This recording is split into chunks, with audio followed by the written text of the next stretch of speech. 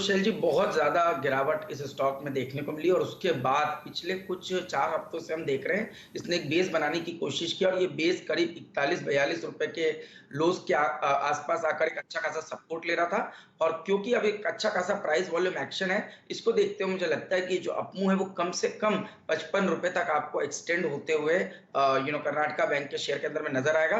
तो आप risk reward के टर्म्स में देखिए तो एक बहुत ही अट्रैक्टिव रिस्क रिवॉर्ड इस समय है, क्योंकि 42 रुपए के नीचे का एक स्टॉप लॉस अगर से कोई रखता है तो यहाँ से 54-55 रुपए की तेजी इस स्टॉक में देखने को मिलेगी, जो 1:4 1:5 के रिस्क रिवॉर्ड की ओर इंडिकेशन दे रहा है। रिस्क रिवॉर्ड रेशियो बहुत शानदार तरीके से समझाया आशीष जी। चंदन तपड़िया साहब से राय लेते हैं कर्नाटक बैंक पे, फिर हेमंत जी कमान संभालेंगे। डिविडेंड यील्ड इस कंपनी पर 7% है और क्योंकि आपको तेजी आती हुई दिख रही है बैंकिंग स्पेस में, ये एक दो काउंटर्स हैं जहां पर फिलहाल आपको लहर शुरू होती हुई दिखेगी। चंदन जी, आपकी राय कर्नाटक बैंक पर? जी देखिए, कर्नाटका बैंक में काफी अच्छा प्राइस फॉर्मेशन बढ़ रहा है और मैं कहीं ना कहीं देख रहा हूँ यहाँ पे एक rough head and shoulder pattern बन रहा है जो जिसका एक बुलिश इंप्लीकेशन रहता है। लगातार पिछले 5 दिन से जो एक सपोर्ट लेवल है वो एग्जैक्ट 50 दिन का मूविंग एवरेज है। कल भी काउंटर ने 4250 का लो बना के एक परफेक्ट बुलिश कैंडल बनाया और आज के दिन कल के क्लोज को होल्ड करके और कल के हाई को निकालने की तैयारी कर रहा है। स्टॉक में अच्छा खासा मोमेंटम है, पूरा सेक्टर अच्छा कर रहा है। वीकली कैंडल की तरफ नजर डालूं तो वहां पे भी अभी तक सस्टेन मूव बना हुआ है, हालांकि 2 दिन और वीकली ट्रेडिंग सेशन में और लग रहा है यहाँ पे ब्रेकआउट इंटेक्ट हो जाएंगे। तो कहीं ना कहीं 42 के आसपास का सपोर्ट है। पोजिशनल बेसिस पे, इंट्राडे बेसिस पे 4350 का सपोर्ट है।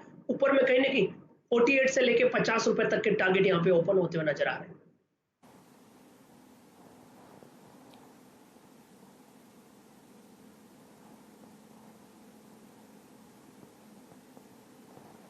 कुछ दिक्कत आ रही है आपके ऑडियो में? आप डॉक्टर साहब, आपको मेरी आवाज़ पहुंच पा रही है क्या मुझे? क्योंकि चंदन जी का ऑडियो नहीं आ रहा है। शैल जी, अगर आप मुझे सुन पा रहे हैं तो आप प्लीज़ कंटिन्यू करिए।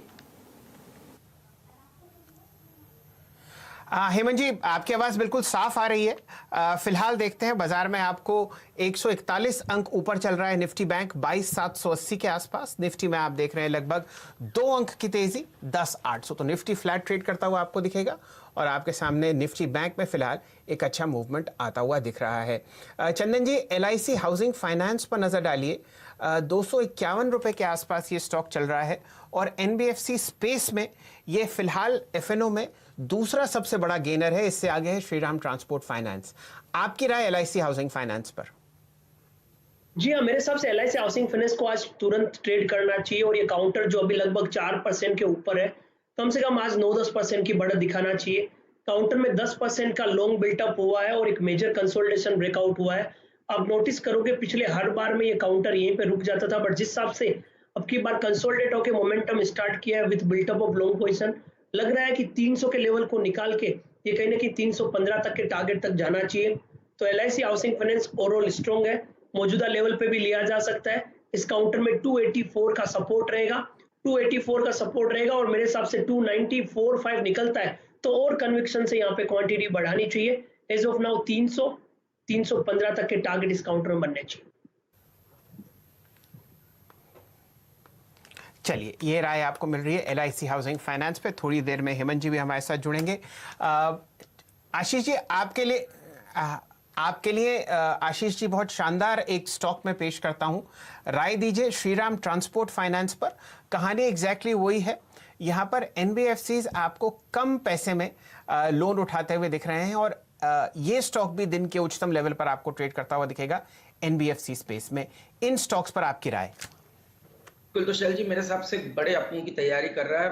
वीकली चार्ट्स पर एक स्ट्रॉन्ग डबल बॉटम ऑलरेडी बना चुका है और डेली चार्ट्स पर करीब 7-8 दिन कंसोलिडेशन के बाद एक प्राइस वॉल्यूम ब्रेकआउट ये स्टॉक दिखा रहा है। तो मेरे हिसाब से तो 800 रुपए की भी अगर से मैं बात करूं तो ये शॉर्ट टर्म टारगेट्स होंगे, बट मेरा मानना है जो ये पैटर्न फॉर्मेशन कर रहा है इसमें इवेंचुअली ये स्टॉक 860 की तरफ बढ़ता हुआ आराम से नजर आएगा।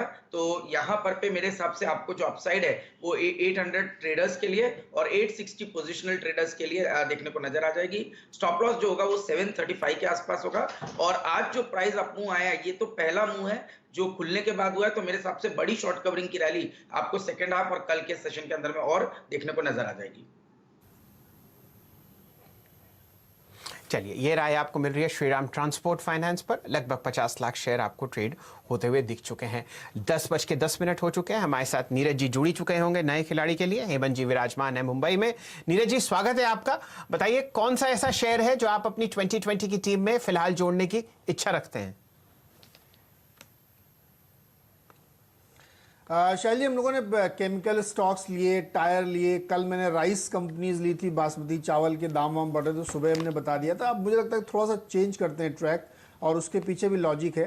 इस बार हमने मिड कैप आईटी कंपनी ली है जिसका नाम है न्यूक्लियस सॉफ्टवेयर। इसको लेने के पीछे वजह यह है कि जो मिड कैप आईटी कंपनीज हैं उसमें बहुत सारे डेवलपमेंट्स देखने को पड़े। आज सुबह आपने देखा होगा बिरला सॉफ्ट में एक डेवलपमेंट था, उन्होंने एक टाई अप किया है।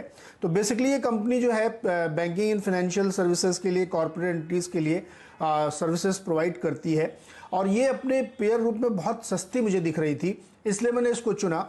और कल नंदन नीलेकणी साहब का एक बहुत बढ़िया स्टेटमेंट था कि आगे जाते हुए भविष्य में आप देखेंगे कि कंसोलिडेशन का दौर आपको इस इंडस्ट्री में देखने को मिलेगा। तो बहुत सारे इसमें छोटे बड़े प्लेयर्स के बीच में ये क्रम होगा, और ये एक बहुत सिग्निफिकेंट डेवलपमेंट्स हो सकता है। तो मुझे लगा कि आईटी में जो बढ़िया मिड कैप कंपनी है जिनके फंडामेंटल्स बहुत स्ट्रांग है उनको चुनना चाहिए। तो न्यूक्लियस सॉफ्टवेयर इसीलिए हमने देखा है। कंपनी 8-9 के वैल्यूएशंस पे चल रही है, जो कि इंडस्ट्री का एवरेज वैल्यूएशन मिड कैप के लिए 12-14 होता है, बड़ी कंपनी के लिए 17-18 होता है। अगर उसके हिसाब से देखेंगे तो काफ़ी सस्ता दिख रहा है, और बहुत ज़बरदस्त इसके नतीजे भी अगर आप देखेंगे तो वो आपको दिखेंगे। अभी जो ईयर क्लोज किया है उसमें उन्होंने करीब 90 करोड़ का प्रॉफिट दिखाया है। 530 करोड़ के आसपास का इनके जो रेवेन्यूज थे वो यहाँ पे करने में सफल रहे हैं, इस दौर में भी जहाँ पे पिछला Q4 लोगों के लिए मुश्किल भरा रहा, लेकिन इस कंपनी ने बढ़िया करके दिखाया है। इसके अलावा आप देखिए तो जो इसके अदर पैरामीटर्स हैं, सेल्स ग्रोथ जो है इनकी 11-12% की लगातार बनी हुई है, 14-15% के आसपास की ROE है, 20% के ROCE है, ये सारे हैं। इसके साथ साथ अगर आप और फंडामेंटल्स पे देखें तो करीब 3-3.25% की डिविडेंड यील्ड है। लेकिन इन सबसे बड़ी बात जो है, कंपनी की बुक में 600 करोड़ रुपए का फ्री कैश रिजर्व है। अगर आप उसको इसकी इक्विटी से कन्वर्ट करें तो स्टॉक लगभग फ्री के प्राइस पे अवेलेबल है। तो बहुत रेयर ऐसी आईटी कंपनीज हैं जिनके पास इस तरह के कैश फ्लो पड़ा हुआ है, बिजनेस बढ़िया चल रहा है, और Q4 में बेहतरीन नतीजे जिन्होंने पेश किए हैं। तो इसलिए मैं लगता है कि न्यूक्लियस सॉफ्टवेयर को ध्यान में रखना चाहिए। दूसरा आप देखिए, जो पूरा बैंकिंग सेक्टर और NBFCs हैं उसमें एक तरीके से पूरा रिस्ट्रक्चरिंग हो गई है। मोरेटोरियम आ गया, कोविड आ गया, फिर कुछ को देना है कुछ को नहीं देना, तो फिर से आपको पूरा रीसेट करने की ज़रूरत पड़ रही है। इसलिए इन सॉफ्टवेयर कंपनियों की और आपको मदद की ज़रूरत पड़ेगी। मुझे लगता है कि न्यूक्लियस जैसी बेहतरीन कंपनी जिसके फंडामेंटल बहुत स्ट्रांग है और आगे ग्रोथ पाथ बिल्कुल क्लियर है, गाइडेंस बिल्कुल क्लियर है, और आपको इतने सस्ते दामों में मिल रही है कि वैल्यूएशन तो कम ही है, फ्री कैश फ्लो 600 करोड़ का है, तो इसमें खरीदारी करनी चाहिए न्यूक्लियस सॉफ्टवेयर नया खिलाड़ी के तौर पर।